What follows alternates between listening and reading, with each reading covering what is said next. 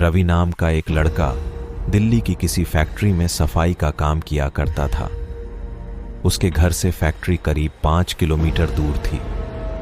वो हमेशा अपनी साइकिल से ही फैक्ट्री जाता था। रोज की ही तरह आज भी वो घर से फैक्ट्री के लिए निकला। उसे रास्ते में पड़ने वाले एक चौराहे पर एक लड़की दिखी जो उसे गुस्से में घूर रही थी। लड़के ने भी उसे देखा और फिर मुंह फेरकर फैक्ट्री चला गया। अगले दिन भी सुबह वो लड़की उसी जगह पर खड़ी थी और रवि को घूर रही थी। उसने पलटकर लड़की को नहीं देखा और सीधे अपने काम पर चला गया।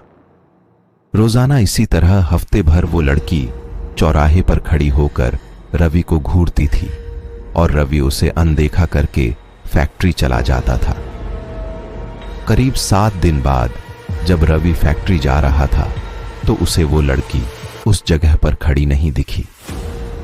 रवि के मन में हुआ कि आखिर क्या हुआ होगा कि वो लड़की वहां नहीं है।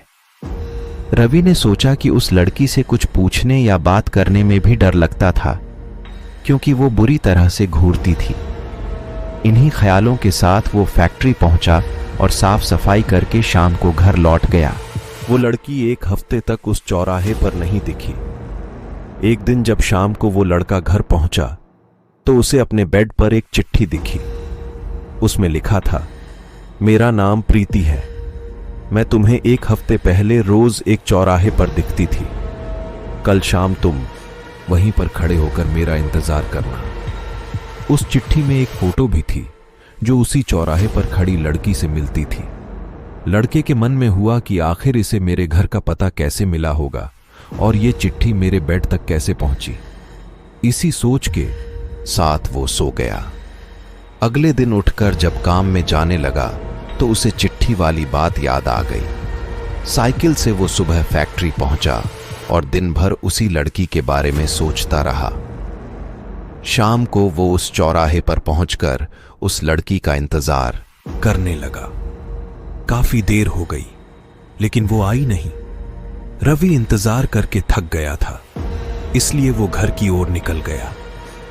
घर पहुंचते ही उसने सोचा कि क्यों न चिट्ठी पर लिखे हुए पते पर जाकर ही उस लड़की से मिल लिया जाए। रात होने को थी, इसलिए उसने सुबह सुबह उस लड़की के घर जाने की सोची। सुबह होते ही जल्दी तैयार होकर रवि चिट्ठी पर लिखे पते पर पहुंच गया। वहां जाकर जब उसने घर की घंटी बजाई तो एक आदमी बाहर आया। उससे रवि ने कहा कि मुझे प्रीति से मिलना है। यह सुनते ही वह व्यक्ति चौंक गया।